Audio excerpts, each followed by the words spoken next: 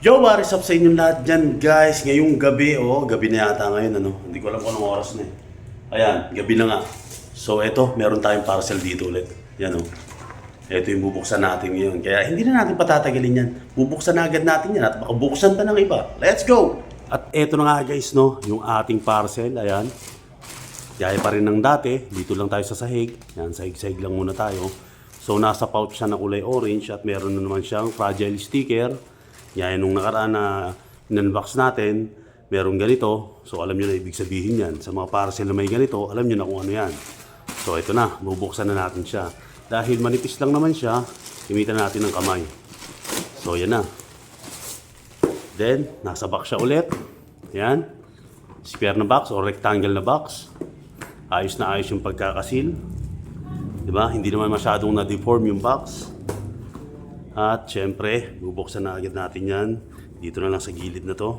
Eto na, kakailanganin natin yung gunting natin.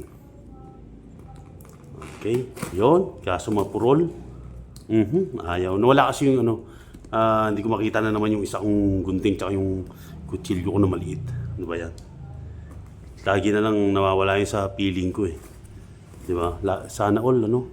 Hindi na mawala sa peeling. Para lagi na tayong happy. Yawn. Tapos, next, saan tayo? Dito na lang ulit tayo sa kabilang side niya naman. Or sa ilalim. Yun. Tapos, ito namang pinaka-side. Yan. Okay. Yun na. Ganito na lang. Yan. Ganyan na lang natin siya buksan. Tapos, pak. Ayan na naman siya. Wala na naman laman to. Meron doon resibo ata. Ayan. So, hindi ko masyadong makuha. Okay na yan. Empty na yan. Ito na siya ulit, di ba? Guys, yan o. Kita nyo na ulit kung ano laman niya. Kaya rin din ito nung nakaraan nating in-unbox, ano? So, kung nasan ba yung isang ano na yon bago tayo mag-continue or bago natin pagpatuloy itong unboxing natin at pagbubukas nito, pakita ko muna sa inyo yung una nating in-avail nito. So, ito siya. Ito siya, guys. Yan. So, yan. Pangalawa na to.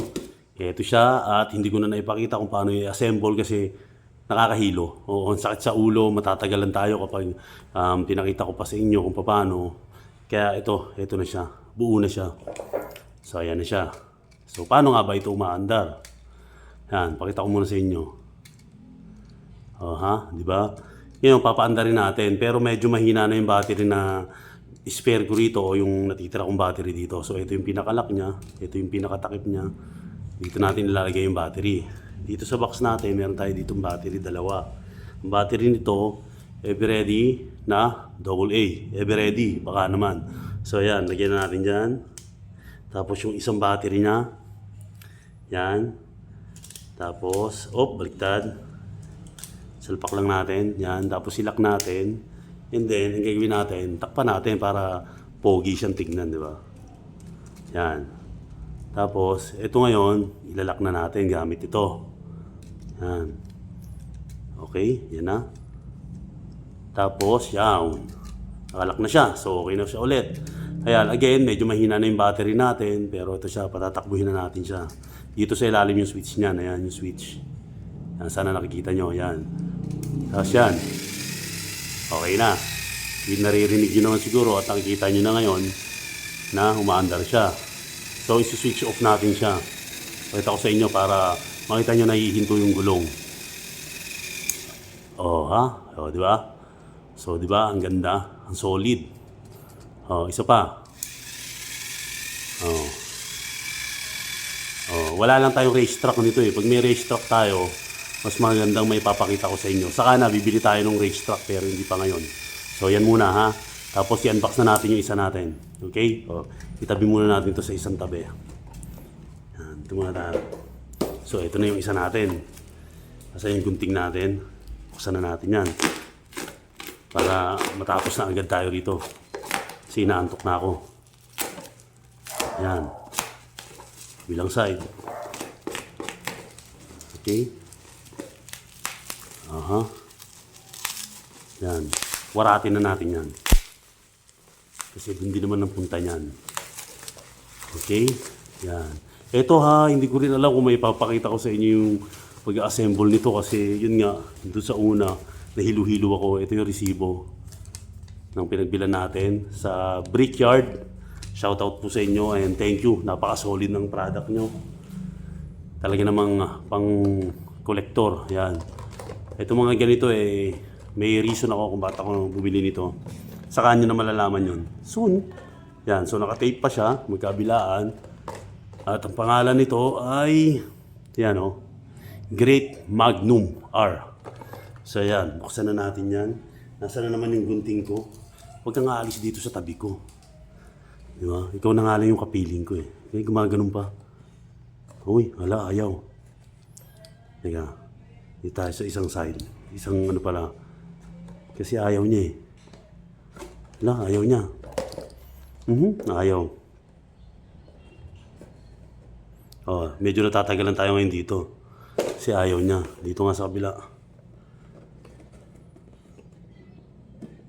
Ayaw niya kasi, bumira ito.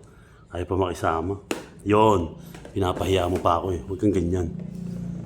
Ikaw talaga Huwag ka naman ganyan. Ikaw talaga Magnum Paano ito? Great Magnum R Pinapahiya mo pa ako Yan, ayaw na naman nitong sa kabila. Yon. Kala mo Yan.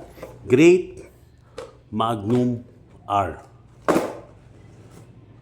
Yan siya. So, ayan yung laman. Ito yung terminals para sa battery. Yung kanyang motor or yung pinaka-dynamo niya. Tapos yung mga gear. Tapos yung oil. Tapos yung mga metal na ito ay para doon sa mga tawag ito, sa mga gulong. Yan. So yan yung laman na isa. Nakabalot. Maganda, ayos. Tapos ito yung gulong. Siyempre, 4 ang gulong niyan. Mini 4-wheel drives nga. Yan. 4 na gulong. Tapos yung kanyang pinaka-cover. Wala pa siyang sticker. So, lalagay pa yung sticker dyan kapag in-assemble na. Kulay white. Magkakaroon ng design to pag nakalagay na yung pinaka-sticker niya. Tapos ito yung pinaka-chassis niya. So, yan. Mukhang pahirapan na naman tayo rito. Iba na naman tong chassis nito kaysa doon sa una. Pero okay lang, kakayanin natin yan. Bali, ang motor niya pala nandito sa unahan. Ito kasi yung pinaka-unahan niya. Tapos dito yung pinaka-rear niya. O pinaka-tail niya, buntot. So yan, yung pinaka-chassis niya. Tapos dito naman, ito yung mga ibang parts niya para sa kanyang chassis. Yan. So ito yung pinaka-cover ng switch. Andito na rin yung mga switch niyan. Yan. Ayos. Then, susunod ay, ito yung pinaka-tail. Para dun yan sa may dulo nitong chassis. So, ganyan yan. Paano ba to? Ayan, ganyan. Nakaganyan yan dyan. So, yan. Aalamin pa natin yan kung paano. So, ayun, again, hindi ko sigurado kung mai-share ko sa inyo kung paano natin to assemblein. Kasi medyo kailangan ng mabusisi at focus tayo rito dahil may mga maliliit na pyesa. So yan. Tapos ano pang meron dyan? Yung pinaka-rim ng gulong na kulay green. Ang cute Yan. Tapos susunod dyan ay syempre stickers niya para magkaroon ng design yung pinaka-cover niya. Ang ganda niyan guys. Alright.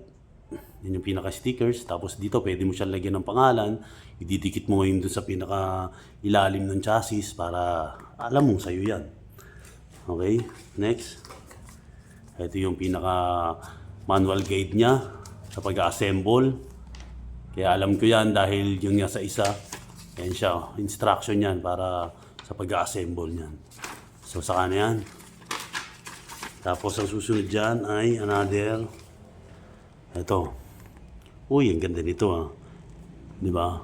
Kung ano man yan siguro comics. Ayan, ganda Ayos. Another papel. Sunod, isa na naman papel. Ang dami niyang papel Pero mga Japanese character kasi kaya hindi natin maintindihan yan. So, siyempre, empty box na siya. So, wala na. Yan. Ibalik lang natin sila. Balik ko lang dyan lahat sa harap nyo. Okay? So ayan na guys, yung parcel natin, nakita nyo naman siguro, ganun pa rin, gagaya pa rin nung una nating in-order, pero iba lang yung pangalan at iba lang yung design or yung pinaka-chassis niya, kaya mabusisi na naman ito, pahirapan na naman natin tong bubuuin, kaya not sure kung may papakita ko pa sa inyo. So ayan ulit guys, yung ating parcel ngayon. So paano guys? Magkita-kita again tayo next time, at kung kailan man yan, hindi ko po alam. Peace out! Hustle hard, hustle every single day. I'll be making moves till I'm buried in my grave. To the